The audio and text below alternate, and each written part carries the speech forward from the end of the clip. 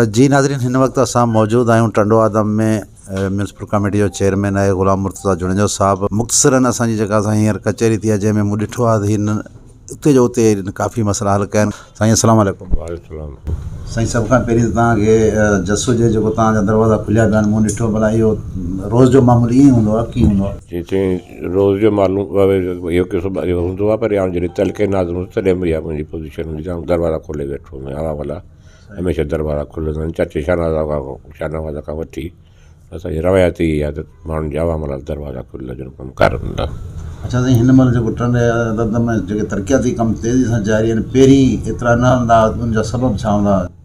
सभु कंहिं असीं पंहिंजो तरीक़े करे मूंखे कमु करण जो शौक़ु आहे। ॿियो पार्टी असांखे इन लाइ मुक़ररु कयो आहे त इहे सीट अलावा असांखे इज़त ॾिनी, पर पार्टी इज़त ॾिनी आहे इन कमनि कार जे हिसाब सां त कमु कार में आवाम जी ख़िदमत कनि वञी। पार्टीअ बि असांखे हुकुम इहो आहे त आवाम जा कमु करियो ऐं हुनजो सहूलियत लाइ हर शइ टीम मुहैया करियो। असांजी इहा कोशिशि आहे। काउंसलर समेत असांजा हिते 23 वार्ड आहिनि, 23 काउंसलर आहिनि। ॿिया कंदा मख़सूस काउंसलर असांजा टोटल 36 काउंसलर आहिनि, पर सभई असांजा गॾु तावन में असां हिक ॿिए सां गॾिजी कमु करियूं था। तमामु सुठे नमूने सां कमु हले पियो।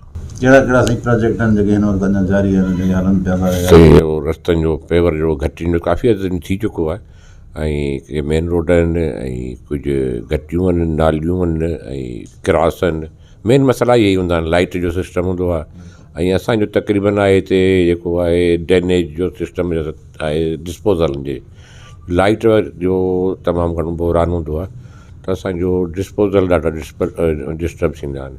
पोइ जेको बारिश वग़ैरह या नालियुनि में पाणी अगरि वेंदो जेसी असांजा डिस्पोज़ल हलंदा आहिनि, तंहिंखां पोइ वञी असीं कवर कंदा आहियूं। उहा आहे त ॿिए पासे निकाल कोन्हे को, डिस्पोज़ल जे ज़रिए थिए थो। तमामु असांखे महिनत करणी पवंदी आहे हिन मामले में।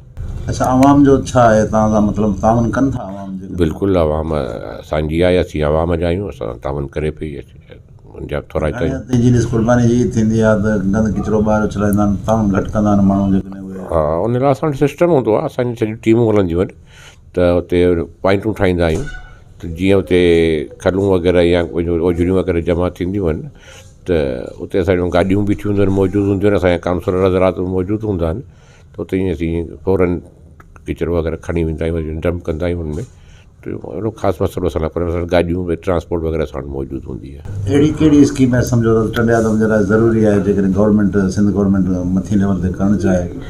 हा, बिल्कुलु असांखे ज़रूरु असां कोशिशि कई हुई त अंडर पास असांखे खपंदो हो। ॿिनि हिसनि में असांजो विरहायल आहे, जटिया पाड़ो ऐं हीउ पासो असांजो रेल विच में आहे। उहा ॾाढी तकलीफ़ असांखे आहे त अंडर पास ठहे या त मतिलबु ओवर हेड ब्रिज ठहे, उन में तमामु घणी वॾे प्रोजेक्ट जी ज़रूरत आहे। हुन कोशिशि कयूं, थियो मंज़ूरु थियो, पर कामयाबु कोन वियासीं उन में। आदम जे आवाम जे लाइ इन खां अलावा जंहिंमें माना सम्झो जेके तव्हां हल करे सघो था, त उहा ईंदड़ वक़्त में तव्हां कयो, उहो कहिड़ो आहे को मनसूबो? अहिड़ो को मनसूबो ख़ासि करे असांखे फायर ब्रिगेड जी ज़रूरतुनि जा त असां वटि आहिनि। एम्बुलेंस जी ज़रूरत आहे, असां वटि पंहिंजी बलजिया जी आहे, फायर ब्रिगेड बि आहिनि असां वटि।